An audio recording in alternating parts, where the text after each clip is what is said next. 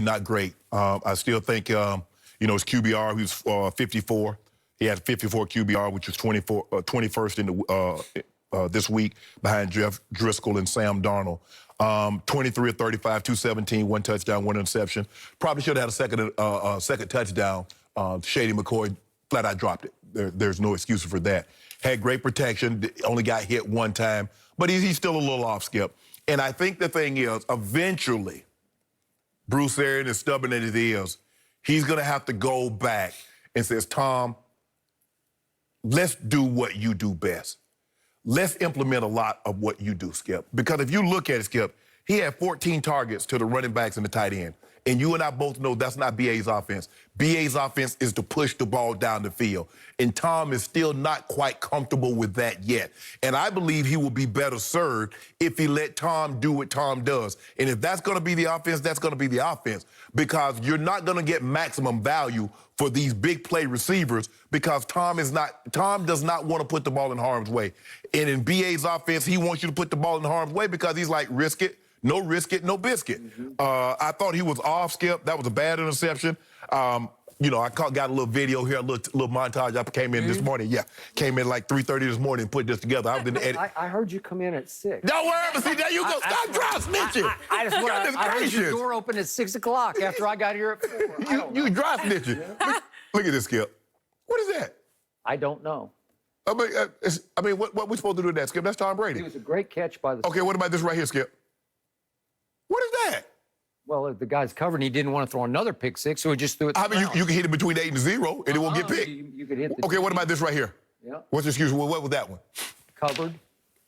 Really, Skip? You know what they always say about Brady? He always throws it where you can't intercept it. Yeah, he also... That's the golden rule. And guess what he did? He was throwing it where his guys couldn't catch it also. That's also, I guess, one of his rules also. Okay. Skip, I'll give him a C- because you expect more from Tom Brady, and I understand it's early in the season.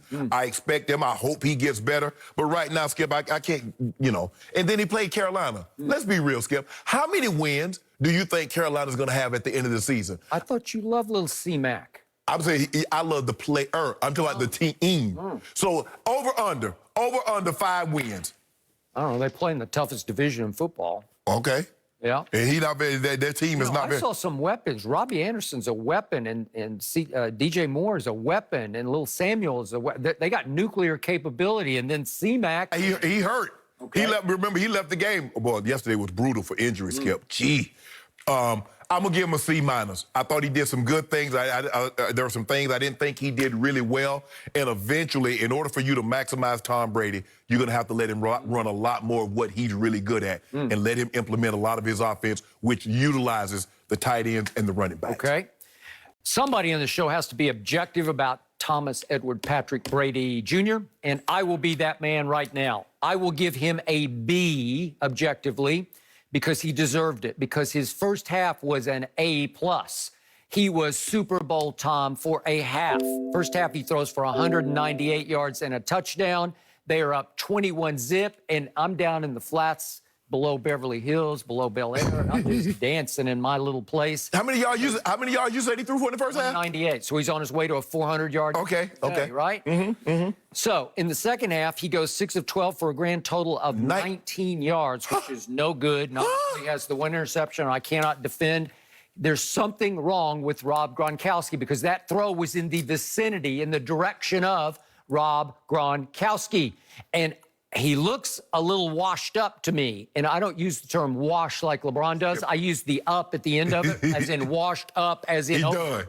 It looks over to me, and I hope I'm wrong about that because they cannot get him a 1-yard pass. They can't even get his hands on the football until he was on the hands team and caught the onside that ended the game. Well, he had one, and they got a pass interference, and the ball hit him in the hands. And he dropped it. Yes. And it was called pass interference. I couldn't even really see it. I didn't either. Okay, but it was one of the drops. Called, you're right.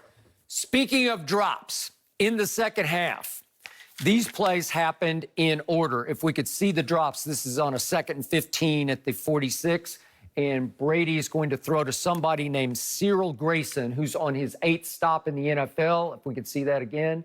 He throws it right up the boundary. Cyril, he's a sprinter from LSU who didn't play college football. There's the second drop. You do realize the guy's wide open. Just put it on him. That's Justin Watson for a first down. And here's the play in question. He scrambles. He's got great mobility, and he throws a strike to my man Shady McCoy. LaShawn, you have to catch that. It's just a dart. It's like, thank you, God, I got it, touchdown. And it's going to break the game open, and it did not. So there are 3 big drops that would have accounted for a lot of yards. And then there was another one of these plays that he's getting really good at. He got little Scotty Miller behind another DB, and he throws him another rainbow, and it results in a 23-yard pass interference, which shows you once again, that works, but that doesn't count on the passing yardage. So it hurts. But I showed you passes that would have added up to, I don't know, 100, 125 yards. But Skip, the one that you said he hit the guy in the head, Skip, the guy's out of bounds. I don't even know. But all you got to do is stop and turn with your 2 feet in bounds and just catch it. But do like you did to Mike Evans on that first touchdown. Back shoulder him. Okay. That's all you got to do is back shoulder him. Okay, but it was a highly catchable pass by the receiver because nobody's in vicinity. Exactly, that's my point. Uncovered, so just stop at the boundary and plant your feet and turn around and catch the football. But Skip, you have to understand that is a you said he's a track guy. He's a track guy. He did not play football at LSU. He just ran track. Exactly. So he didn't get it. So that's when Tom comes in and said, look, biggest takeaway from yesterday, why was Cyril Grayson even in the rotation? Because Chris Godwin was not. Right. Chris Godwin was ranked by Pro Football Focus last year as the best receiver, the best performing receiver in all the National Football League. In game number 1 at New Orleans, who was the favorite target of Tom Brady? It was Chris Godwin. And all of a sudden, he winds up on Wednesday in concussion protocol and didn't make it out in time for this game. I'm going to assume he will be out of concussion protocol for the game at Denver, which is, as you know, Tom Brady's house of horrors, right? He's got not anymore. Denver Demons, right? Yep. Except your quarterback that you love, Drew Lock, he busted his shoulder yesterday against the Steelers, and I don't think he'll be able to play. No, they say he's going to be out 2 to 6 weeks. So it's Jeff Driscoll, who nearly beat my Cowboys in Detroit last year. Skip, the thing is, they're going to have to find a way to run the football better. I know Leonard Fournette had 12 carries for $103. He's starting to find his way into the Arians offense. But they had 22 for 122. So they're going to have to get a little bit of consistency at that. And if they can get better consistency at running the football, not Tom. Tom is a very good play-action quarterback. So now you'll be able to hit those big throws to Evans. You'll be able to hit those big throws to Godwin. I don't know if Gronk, we're going to ever see the Gronk that we remember. I hardly recognize him, Skip. Because when he throwing the ball to him, and I know, it's like, who the hell is he throwing to? And I'm like, man, that's Gronk. Yep. As you know, he lost a ton of weight. Yes. And maybe he lost his edge, his hunger, his desire to get smacked around the way he used to get brutally smacked. Skip, it's hard to be, because think about it. When you mentally shut down, you're like, I'm done with this. Correct. And then all of a sudden say, you know what? I feel like going back at, I couldn't do it. I could not. Because his soulmate went to Tampa and it's sunshine through into January. Yeah, but Skip, they're not going to hit your soulmate like they hit you. Nope. So it's a whole different ball game, and I hardly recognize Gronk. And I know it's only 2 games in, and I want to see, hopefully he gets better as it going. But anybody that looks at Gronk and says, man, I can't tell a difference. He doesn't run the same. He seems like he was always kind of like robotic, but it seems like he's laboring when he runs now. I agree. So I want to see more O.J. Howard. I want to see more Cameron Brate. I want to see, obviously, Chris Godwin back at the top of the pecking order. Right. And I did see some progress because 21-0 at halftime, that's how it should look. And I think they were very happy. Maybe they were a little too happy with that because they came out a little flat in the third quarter. But it looked like he's on the same page with Mike Evans. Yep. And that's huge. But it's Skip, I think it's easy to get on page with one guy because when you got 2 guys that are Pro Bowls, you got to keep them both happy. It's kind of like Jarvis and Odell. Skip, Baker's got to keep both of them happy. Yep. And, I just want to win. You threw him 12, you threw me 3. So Tom understands that dynamic, but he's really never he's always basically had one guy.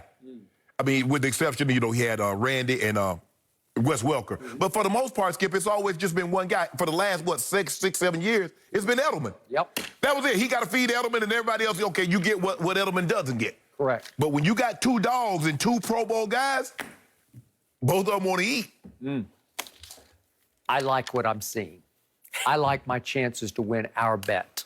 Well, I mean, you got two rookie corners in Denver, so you should do a little something this week. Here we go. Well, Skip likes his chances. Do you have that Cowboys mask again, Skip? Because we're actually going to go back and talk about the Cowboys and their comeback. Michael Vick will join us.